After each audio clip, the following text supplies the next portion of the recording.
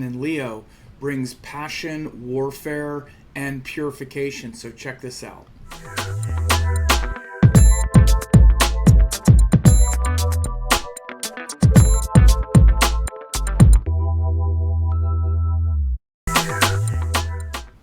Okay, so I'm talking about Venus and Mars combust in Leo. You can see they're close together here. I'm recording this on August 17th, 2019, and I'm not going to be answering questions or things like that, but of course you guys can communicate and chat with each other here. You can ask me some questions in the comments if you like later about it, but you can see that there's a close conjunction here between Venus and Mars, and they're in Leo. You see the degrees here with Venus at like 1 degree, 24 seconds, Mars at 5 degrees. Now, of course, Venus moves faster, so Venus is going to be moving up closer to Mars here over the next several days and weeks. If we run this forward a week, you could see,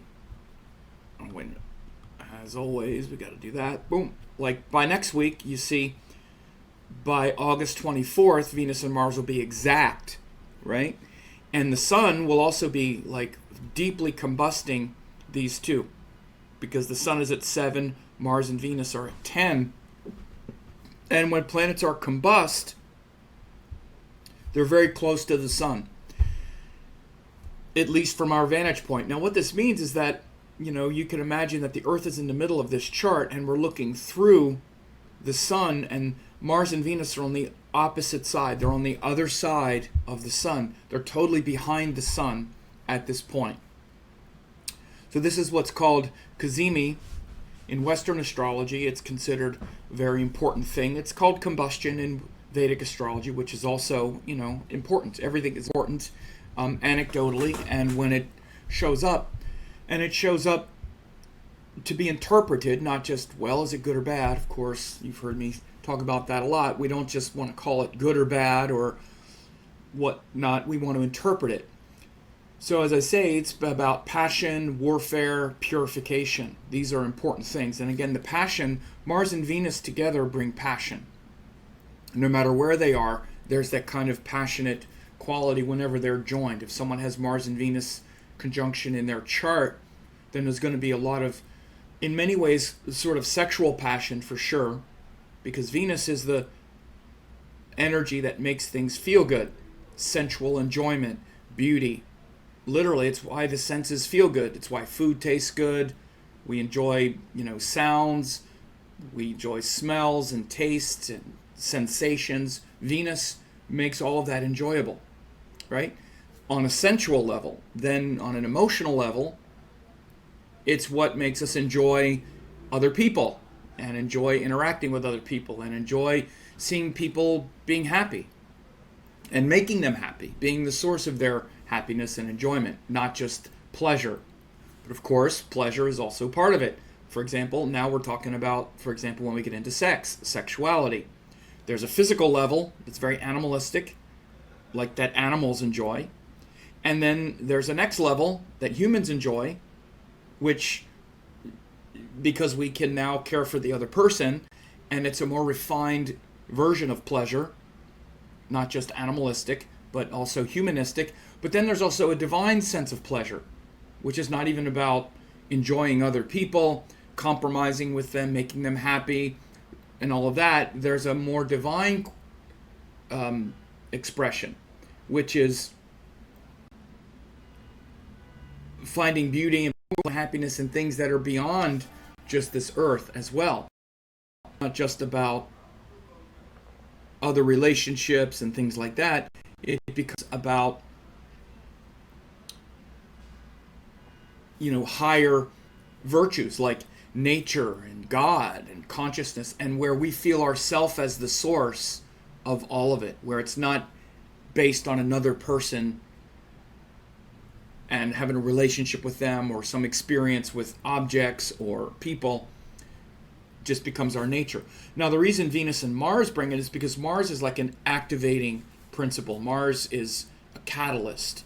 It's sort of like, sort of like gasoline, to some extent. It sort of pours gasoline on that fire of, it sort of brings fire into that passion of Venus, into that sensuality.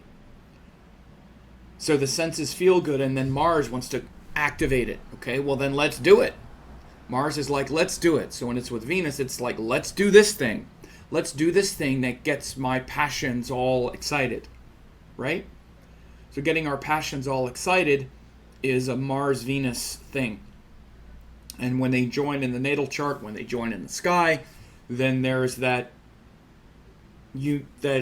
unification of the masculine and the feminine as well, on a very kind of physical level, because Mars is also very physical. So then it's like the physicality of Mars, the pleasure of Venus. There you go. That's what,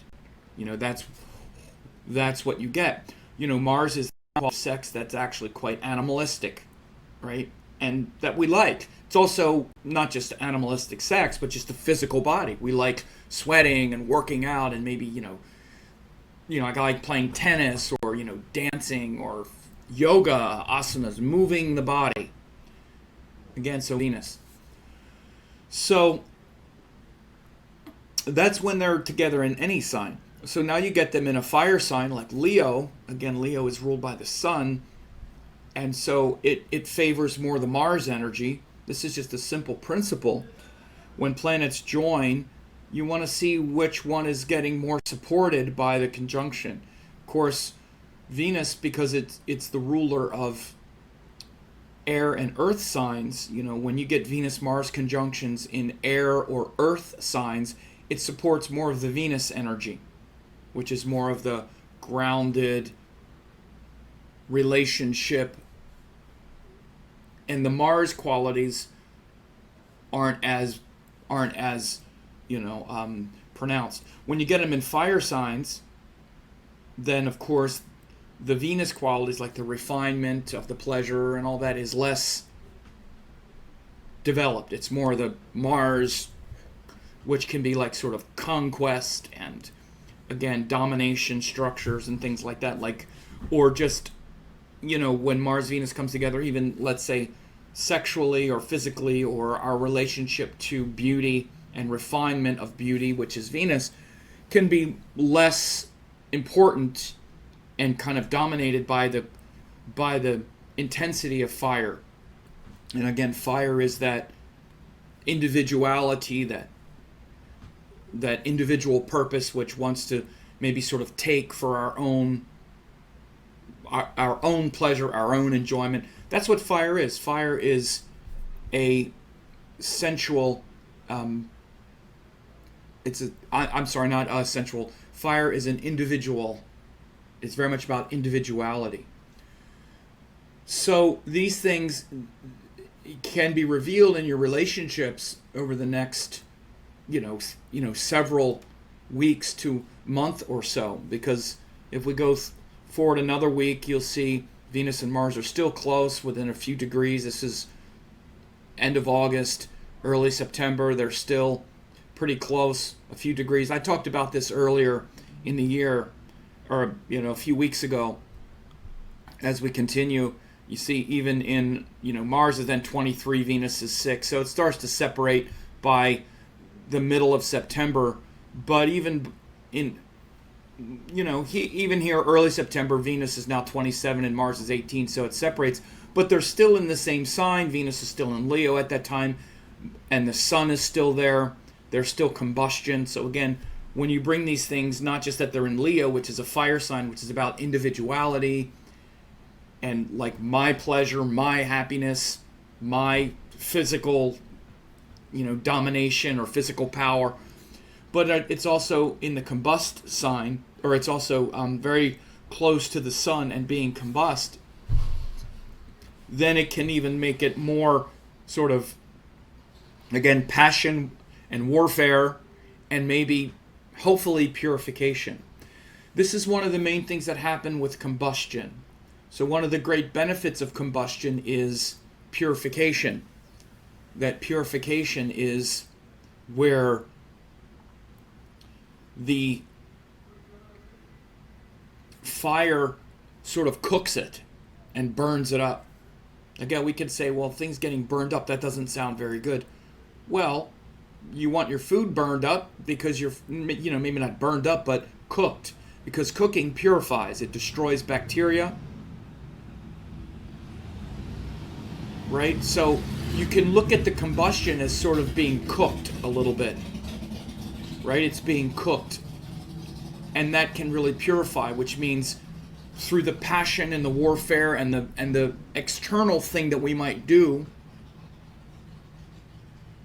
there's also a revelation, because the sun always illuminates things. This is what the sun does in contact with anything that it's, anything that it contacts, the sun is purifying it, bringing power, purification, eventually burning through impurities of the world. This is why the sun is a malefic. People say, why is the sun malefic? I thought it's the sun, it's light. Well, again, it's only confusing if we think that malefic means bad. Again, and it's easy to think that because it sounds like the way we would use it. What it really means, and actually the better word is cruel. There's gentle and cruel. Those are the best ways to really understand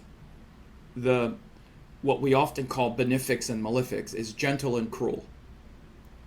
The gentle planets do things gently, the cruel things in a cruel way, which means when you're purifying something, you're cooking it, or when you're transforming something, you're like burning it off. You're burning up the qualities, and then you're only left with its essence. Again, you're purifying it, bringing it back to its essential nature. That's what the sun does. But that process itself is a sort of cruel process. It tends to create individuality and maybe even disharmony at times. Whereas gentle planets are supportive of connection, of things growing, making things down, as even when it's making things happen. And again, these cruel planets also create things, but they create them in a cruel way, in a way that might be aggressive or harsh. So, for example, in this sense, you might see that, like a deeper insight into our, let's say, lustful, passionate warfare, lustful nature is shown in a cruel way, where things might get a little explosive or triggered, or, again, passionate and explosive, and a kind of sunburn, like a cosmic sunburn, like we'll make it burned by excessive passion. And this is to show us a deeper truth. It's purifying that energy. And so again, you can see this as an example. Again, the Mars-Venus can really relate to things. You might even just say, for instance, a word like lust. That could be a simple way to explain it, right? And lust can be fun on some level. Again, even passionate, loving, romantic relationships have a quality of lust to them. Sexuality has a facet of lust to it. It's not bad, it's just what it is. But if that's all there is, that's going to reveal itself eventually and it's not going to be so satisfying after a while, particularly if one person is just motivated by lust and the other one's not, or there's whatever. It's an animal expression. If the higher isn't folded into it, then the human part of our mind suffers. Again, this is also where the gunas come in. I've done a lot of work on the neuroscience of these kinds of things, and the tamasic planets are on the reptilian brain, and the rajasic planets, Venus and Mercury, are the human brain. So this is one of the issues and difficulties that happen when Mars-Venus interact. Mars is very much on the animal brain, and the sexuality, for example, of Mars is very much that lustful. It feels good on the animal level. This, let's just face it, about sex. The animal feels good in that regard. There's something about it and I mean literally, And I don't mean the refined, oh yes, it feels good emotion. I don't mean that part. I mean on a physical level, there's something that on that raw animal level, I mean like of sweating and moving and it's, it's a great release on a physical level, and it's good for the body in that regard. It's well known. And again, even on a relationship level, as that then filters up to Venus, which then feels connected on that mammal level, on the mammalian level, on the limbic system brain.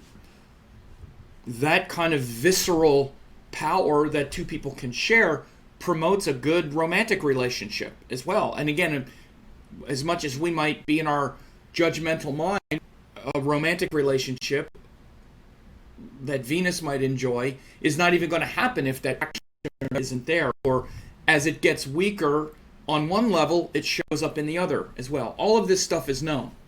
So we have to understand that these are just different parts of our organism and our brains and our karma. And this is also why relationships are hard, because we go back and forth. We can be more in the relationship of the lust and the physicality, not because of the, right? Because it's hard to find someone. Again, we just have to be honest. As much as we might not want to see this, it's as hard to find. In fact, it's harder to find someone that we can connect on that deeper animal level with than it is to find someone that we can get along with. It's much easier to just get along with people on the Venus level, which includes your friends and other people, than it is to take that into the more primal energies. But again, if it only stays there, again, then you get into these sort of inner conflicts. So this is, again, just a kind of deeper quality of Mars energy, whether they're joined or not. This is just the conflict that we have within ourselves between Venus and Mars energy and relationships and whatnot. So again, when these planets come together, those things get thrown together and we deal with them. Then you bring in other factors, like it's in the sign of Leo, which is a fire sign. As I mentioned, it kind of promotes more of the individuality, the more lustful, the more I'm going to take it. And we can be fine with that. Again, so a relationship that has a good physical component, like where you enjoy a lot of that physical animal connection with another person, that part of your relationship could be very good right now for a while, or feel very satisfactory. But the other part might be harder. So just expect it. You might not be feeling respected or appreciated or easily triggered or looking for that unappreciation.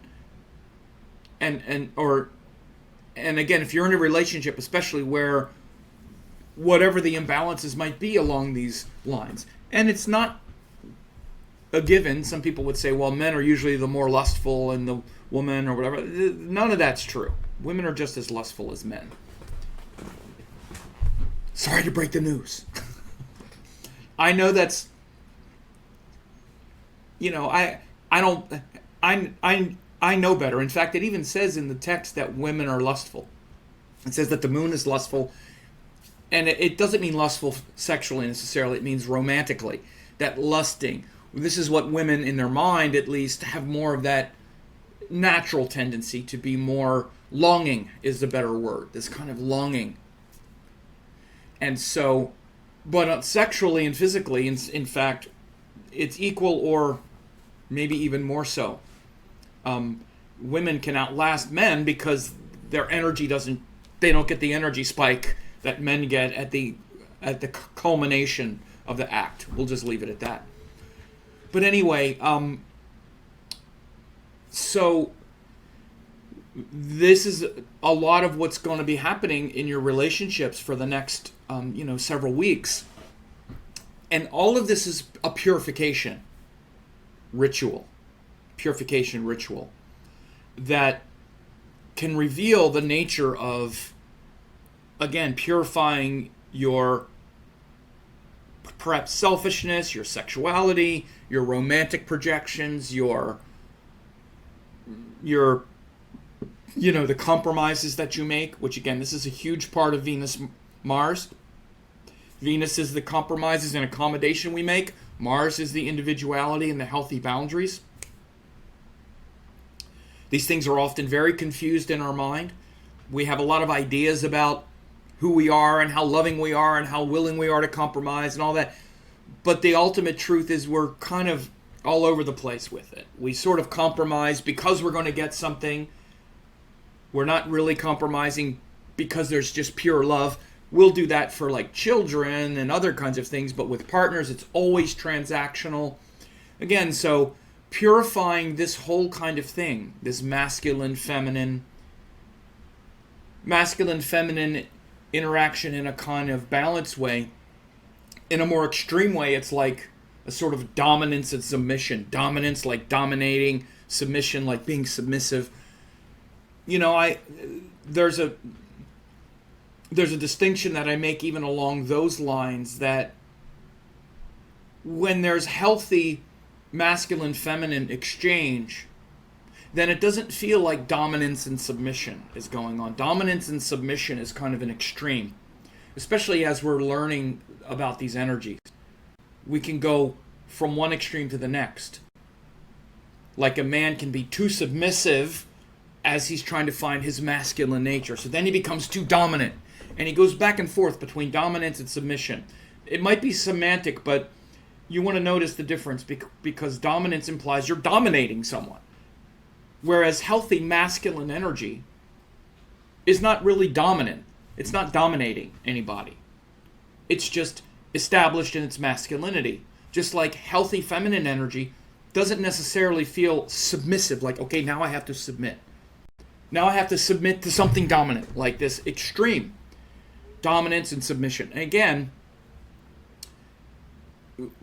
when it's more integrated, like within a person, it just feels like, or even in a relationship, which is a good place to see it, it's just more of a masculine and feminine. Healthy masculine is just established in its identity, it's consistent, it's not wavering, it's not confused about how to compromise, where to compromise, there's integrity, and that naturally brings a healthy feminine, which is the desire to yield and to relax around a powerful masculine, knowing that within themselves they have a healthy masculine as well. Because again, the healthy masculine feminine is much different, because a man who is established in this healthy masculine also usually has a good relationship with their feminine.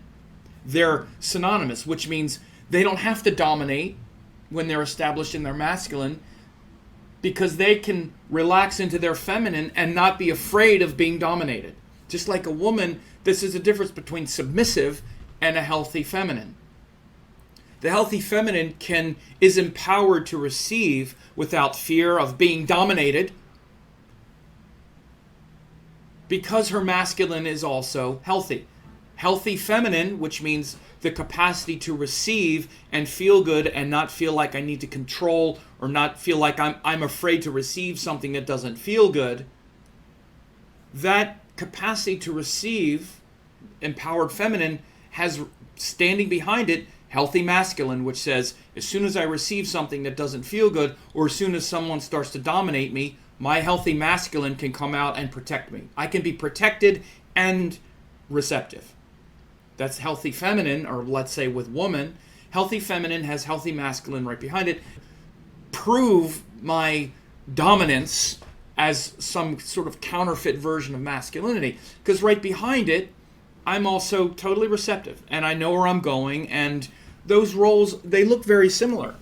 So a man that's really established in his masculine and a woman who's very established in her feminine wind up actually looking very similar. They're both, there's just integrity, which tends to neutralize all of the triggering and extremes and polarizing of genders. You want to understand that those two empowered energies are more like the sun and the moon.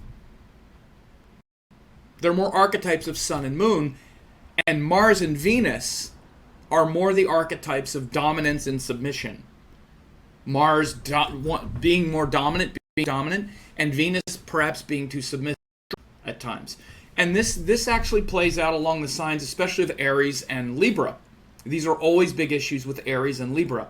Aries tending to be too dominant, domineering, dominating.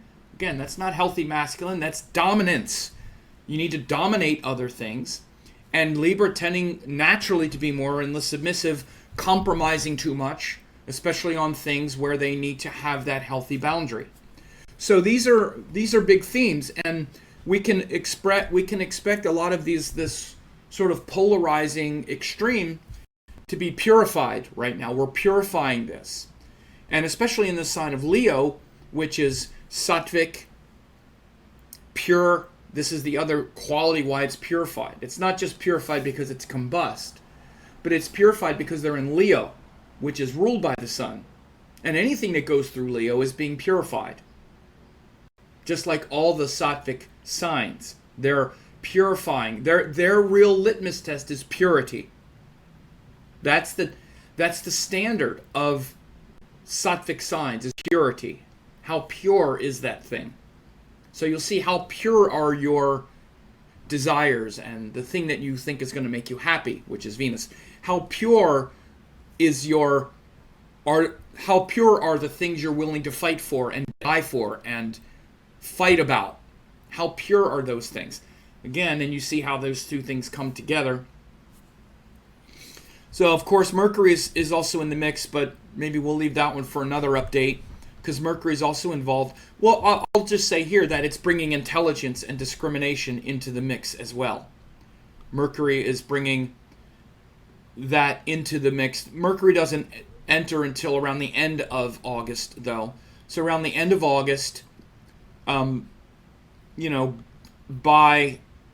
let's see, 10 degrees. See, Mercury's moving very fast now, so we'll just get the date. So on the 25th, 26th, Mercury goes and brings more discrimination. So actually between now and the 25th or 26th, there might be more of that triggering and more of that polarizing. After the 25th or 26th, see, Mercury comes in, and Mercury is a gentle planet. Again, we have the cruels and the gentles. Mercury comes in and brings intelligence, discrimination, humor, flexibility. That's why Mercury's gentle in that regard. Assistance, so we understand, okay, that's what was going on. Again, one of the ways he does it is brings good communication. So we might be feeling that polarizing, let's say between now and the 25th for about a week, right? Because Mercury is in Cancer and he's like emotional and kind of not as with it with the discrimination. More, when Mercury's in the water signs, it's kind of more blurry, not as focused on separating and delineating the details. But on the 25th, 26th especially, Mercury will come and bring some intelligence to that thing. Wherever Mercury is, he goes back and forth between all of those different energies, and he's like a great mediator, trying to find the common ground and everything, the commonality. Great thing about Mercury is it's where we find commonality amongst things that are hard to understand, particularly opposites, and reconciling these opposite energies and delineating these fine, distinctions, like between masculine and feminine, and dominance and submission, and compromise and assertion, and passion with the physical act itself, and all the judgments around it, and just all the stuff. We get into these internal wars that we then project onto the other person, and all of these wrong ideas. All these wrong ideas and weird judgments and unaccountability, lack of accountability. Everybody is full of lust and frustration and projection. We're all full of all of it. We're all full of it. And what we really need to do is to try to understand it, right? And see it clearly, and see whatever version or whatever little flavor we have is the same kind of flavor the other person has, but just with a little different proportion. I use the example of like flavors. So if Mars is like lemon juice and Venus is like vanilla, we all have a little bit of lemon juice and a little bit of vanilla in us at all times. Some people maybe have a little more lemon juice than the vanilla, so they're a little more lemon juicy, and some people are a little more vanilla-y, but we all have some version of that going on, and that's mixed with a bunch of other flavors, a little salt and a little pepper and a little, spinach, and there are all these like flavors that are kind of mixed up, and it's like taking your clothes off in front of a doctor. Look, I've seen it all. Take your clothes off. I don't care. Nice looking, ugly, it's just a bag of skin to me at this point. I don't find any of it to be that interesting. I find it all to be fascinating. It's endlessly fascinating, but I mean, all of the little differences that people have are really not that interesting ultimately. They're just different. They're just variations on a theme, and I think this is one of the great things that astrology can really show you, and that astrologers often need to back off on. Act like everything is so extreme. Even the planet that's in the worst dignity or the worst thing, it's just not that bad. And the thing that's, it's so amazing, it's not that good. It's within a range that's normal. And you need to just explain it accurately. And I say that what we really can do and what astrology can really do is help us just understand these things accurately. And it's not that hard.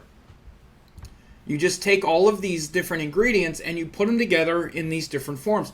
Again, this is how I teach in my certification courses and whatnot. We break these things down on these fundamental levels of gunas and elements and motivations and different parts of our understanding the source and the origin. And then you just put those things in a context, and then you learn how to explain them with neutrality and reasonability rather than judgments and triggering and all that stuff. So again, this is also the stuff that's getting purified right now in this Sattvic sign. And this is a good opportunity in the next few months as we're getting these planets purified through the combustion, through the sign of Leo, to really grow and aspire to something higher. So I hope this is helpful.